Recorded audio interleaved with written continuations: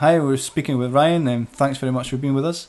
No We're problem. going to be speaking about where to start with an idea, and a lot of people know you for a lot of different things. You've done the rounds. So do you want to kick us off by telling us a little bit about yourself? Yeah, sure. Yeah, no, thanks for having me on the show. It's fun to be here.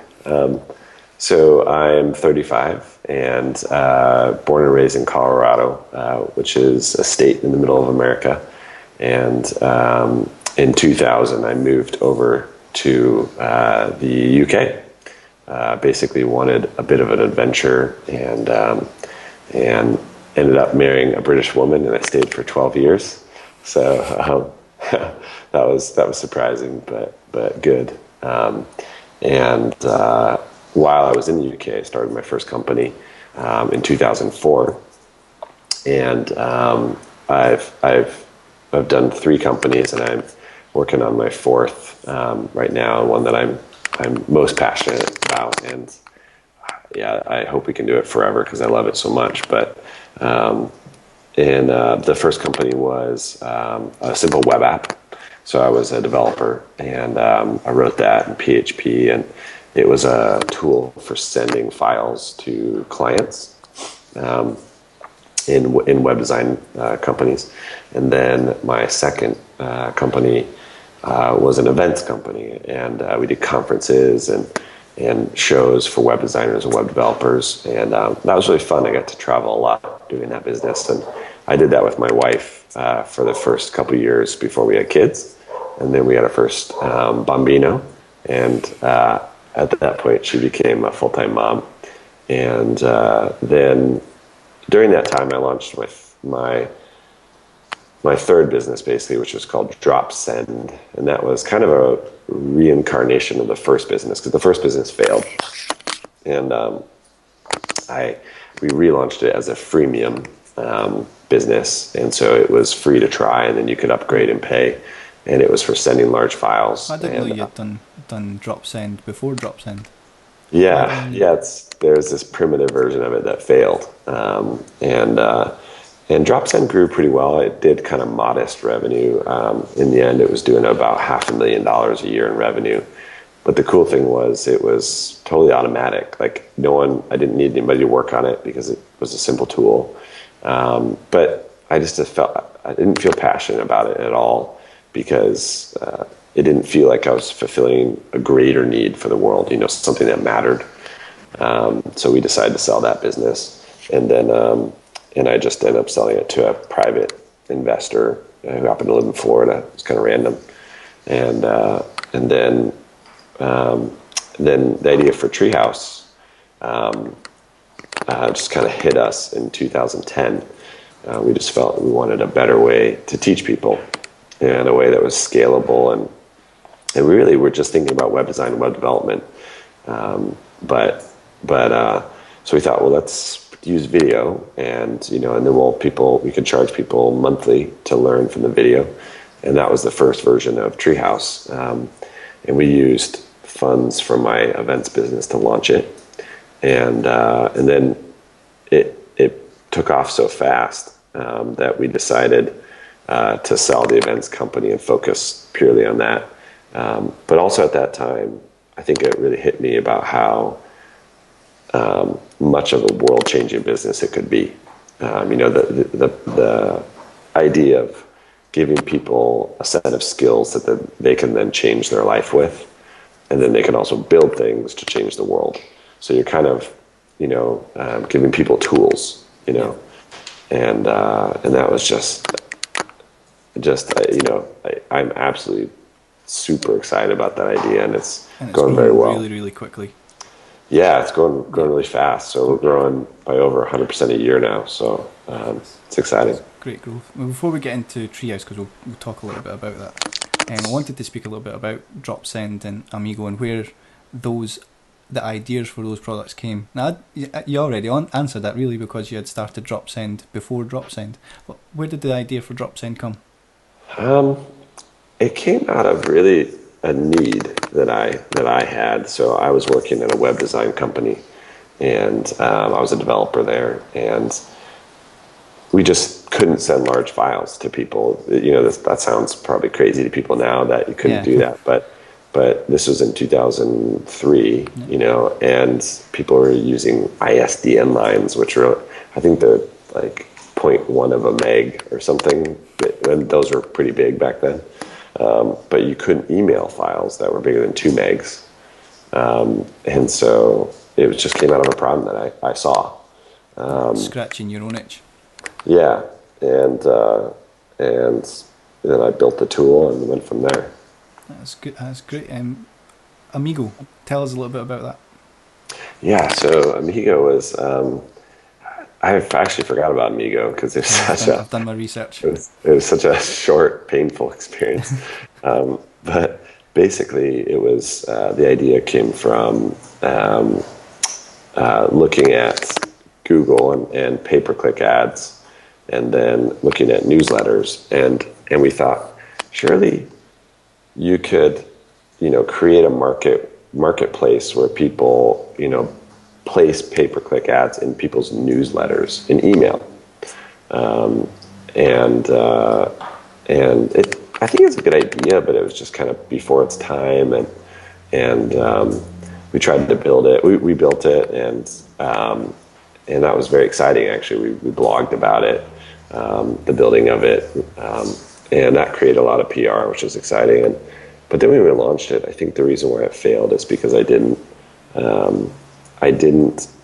really understand what it would take to make that business work, and I wasn't prepared to put in the time to make it work. I had a naive sort of view that you just kind of launch it and somehow the business would grow, whereas any business that's a marketplace business that requires, 2 sides to come in, really requires a lot of marketing. And you have to get both there, otherwise it falls apart. So we basically were not prepared to make that happen. And DropSend went viral, didn't it? Yeah, and DropSend was easy because, it was by its very nature viral. You send files to people, so those people find out about DropSend because they get an email that says, Andrew sent you a file, and with DropSend, and so it grew pretty virally by itself. So how did the idea for Treehouse come around? Well, not Treehouse specifically, but for online training site. We really kind of. My events business, the revenue was very choppy. It was, 1 month you'd have tons of revenue, the next month you'd have none. And my initial idea was, well, how do we create a business with, really steady recurring revenue that just kind of, slowly but surely goes up. And I thought, how could we do that? We have this events company, but which is essentially teaching people. So how do we teach people online instead? So it came out of a desire to figure out a type of business that would work, and then it just kind of clicked. Like, oh, video is the best way to do that. And then that was kind of the moment where the idea got formed, and realized, hey, this could work. So what did you do first? So you have this idea. What did you do first? So the first thing I did was I wireframed using a tool called Balsamic. I wireframed the homepage, and then I posted it online as a PNG or a PDF, and then I tweeted out and I said, hey, if you're a designer or developer, I'd like to know your opinion about something, so reply to me and let me know if you want to help me out. And I got a bunch of replies, and then I sent them a link and said, would you pay for this? And if so, how much? And so a lot of people went and looked at the wireframe and then, replied back and said, I think 90% of people said, yeah, that looks pretty cool. I'd pay for that. And so that was the first of me hearing of anything like that. I think it's a great way of getting feedback. Yeah, it was a really simple, kind of simple kind of finger in the air test, And and you it, had built up a great profile with your event business, and you had got a lot of followers. yeah. So, time and time again, my events business is repaying all the effort that I put in, because, I mean, even just recently, I got an email from the office of the CTO of America. So, and the guy had been to one of our events. Oh You wow, know, I mean, it's just, you can't imagine stuff like that. It's like, really? He's like, yeah, I've been to Future Web Apps, So, that's amazing. yeah. Such a small So world.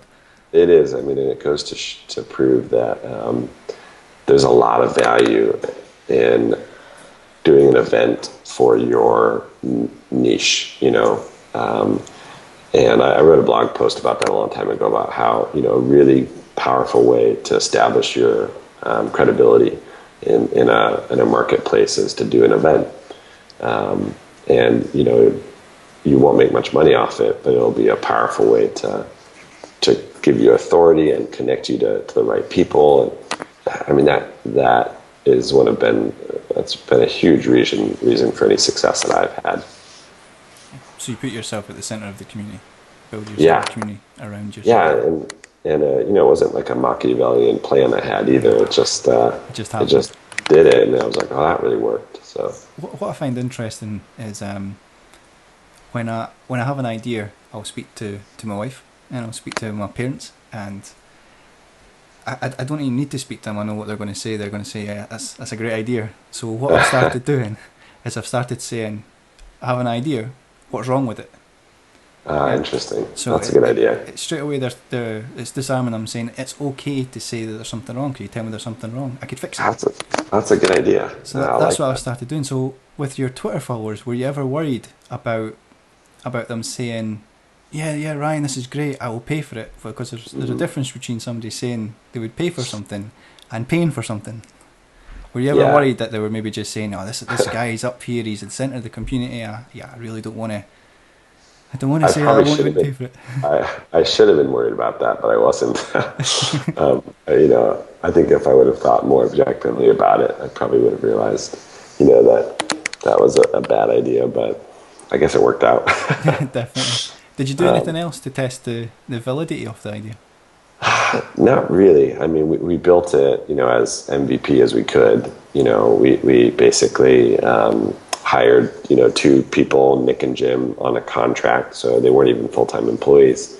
And we launched the product, as minimally as we could. So that was really the only way. And thankfully it worked. Could have gone the other way, but. Yeah, I mean, you've spoke quite a lot about being able to launch a business on such a small budget. Yeah, and we are in that sort of space that you could actually get a minimal viable product out there, and then test the market with an actual product without having to go into too much research, and just say, you said you'd pay for it, pay for it. Exactly. Yeah. And now we've got tools like Stripe and all sorts of tools to help you collect payment. So it's even easier now than it was when we tried. So yeah. So you charged from day one for Treehouse. Yeah. Tell us a little bit about that. Well, I just feel that it's really important to build a viable business. You definitely get these one-off kind of edge cases, like Facebook or a Twitter or a Pinterest, or an Instagram, but they're not normal. And a lot of entrepreneurs try to build businesses off that idea, and I think it's pretty dangerous. So we're one of the few ed tech companies that has real revenue. The other one is lynda.com, and they've been around for like 11 or 12 years, but they're doing $100 million in revenue. So I think it goes to prove that, charging for your product from day one is a good idea. Yeah. So I've been a big believer. Plus, it's a real good litmus test for whether or not your product is good. I mean, will people pay for it or not? And you really have to make it good. You can have kind of a shitty product that is free, and people use it because it's free. Yeah. So we're always like worrying really, hard about how good the product is, because we have to keep people paying us. So So we spoke a little bit about starting a business on such a small budget. The likes of Dropsend and Amigo, they were on quite a small budget, but then Treehouse not so much. yeah. Well, so it started on a budget, So Treehouse, we bootstrapped it with money from our events company, and it's slightly more capital intensive as a business because we do video, and video is not cheap. You have to have cameras and lights and sets and Mac Pros to do the editing, but what I did is I built it, I bootstrapped it, got it to profitability, and then I raised money. And that allowed us to raise money at a much higher valuation. So I retained much more ownership. We've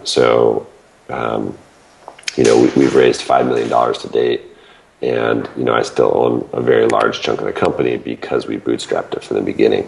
If you raise money before you're profitable, then you're inevitably going to get diluted down, much faster. Yeah. At what point did Alan get involved, and did you go looking for a co-founder?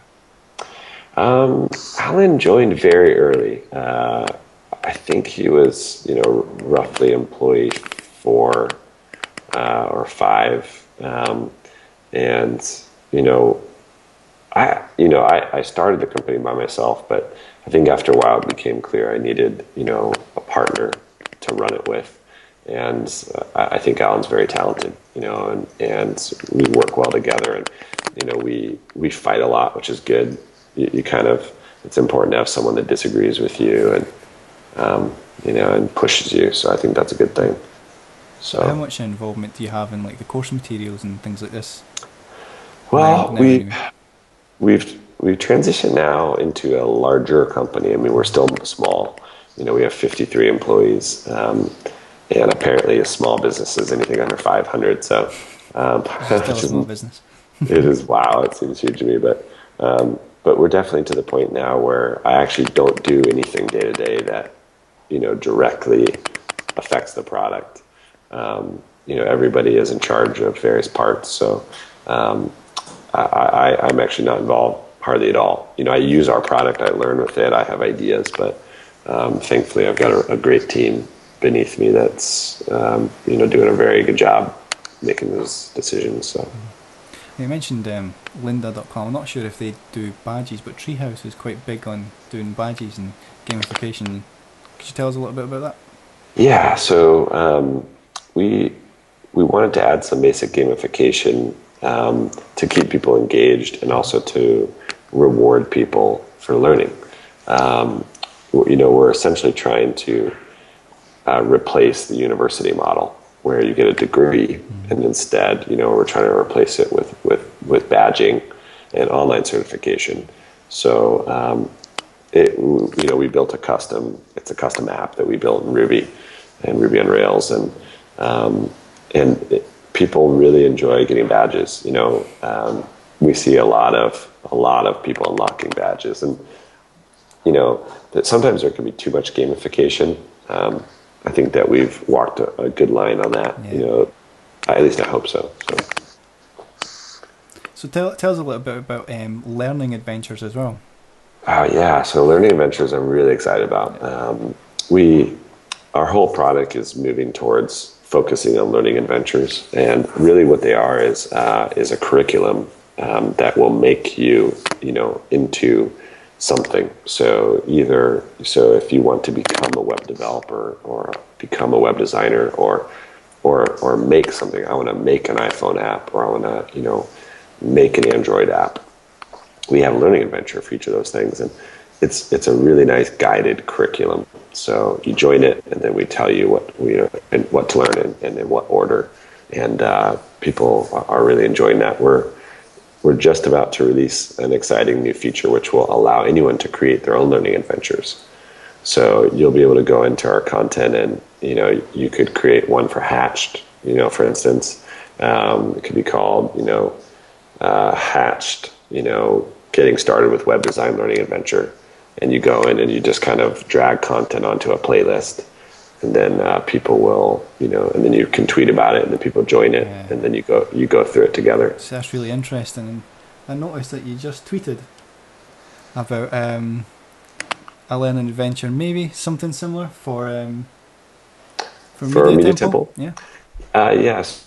So that was kind of more of a partnership where I've been friends with the Media Temple guys way back since like 2001, and and we just thought, everyone who gets hosting, needs to learn about how to make websites. So why don't we help each other out? So that that was really kind of a business development deal where we thought, hey, why don't we help you make some content, and you guys, point people towards Treehouse, and we'll help each other out because it's too expensive for them to shoot all this content in house. They have to get a studio and learn how to edit video, and whereas we know how to do all that, and they have a lot of customers, so it kind of made a good fit. Do you see yourself doing a lot of that in the future? Maybe it's distracting, in one sense, because we always want to be making content for our students, but at the same time, it's important for us to make content that will attract more students as well. So it's kind of a balance. I prefer us to really just focus on delivering good content for our students that have already signed up and offering more to them. But those deals are good and important. Final question. This is all about Hatch is all about hatching an idea and where to start and giving advice. So if anybody's watching and they have an idea for a web app, what advice would you give them for where to start from? I would say the first thing I do is not think about how hard it's going to be. So just try to be naively optimistic about it. And then once because some people are quite negative, they just presume things are impossible, so you kind of get it past that, right? So hopefully you are excited about your idea. And then the second thing is, I would try to do some very simple market testing like I did, super basic, kind of draw it, and show it to someone and do what you said and say, hey, what's wrong with this? Why wouldn't you pay for this? Or why would you, kind of that. I love your idea of taking my idea but adapting it and encouraging negative feedback. So I think those would be the best things to start, and then you have to then figure out how to fund your idea, and that's a different thing. Are you going to bootstrap it? Are you going to raise money? You're gonna raise debt, and then that's a whole other kind of decision. So, but yeah, we're so lucky to live in a time where people could have ideas and build them. No one's ever been able to do that for such low costs, and I think we're going to see an explosion, of ideas. It's kind of like the Cambrian period, when Earth just exploded with growth and wildlife, and I think we're going to see a lot of that happen online, and I would encourage you who are listening, just go for it. It's possible. Excellent. Can't thank you enough for speaking with us, Ryan. It's been excellent. Yeah. No, thank you, Andrew. Okay, we'll call it a night. All right, Thank you. thanks. Thanks.